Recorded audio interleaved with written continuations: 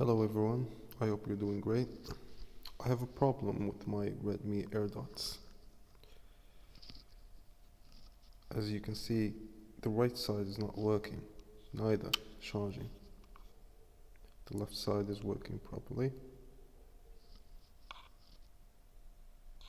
However, the right side is not working.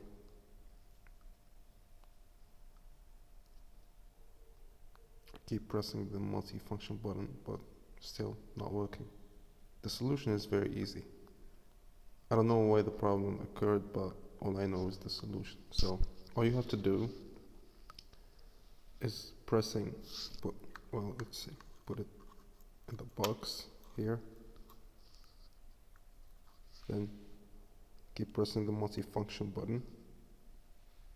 Do not release. Then put it back into the box without releasing the multi-function button. Hopefully it will work for you. And well, good, isn't it? Well, I hope this works for you, and take care.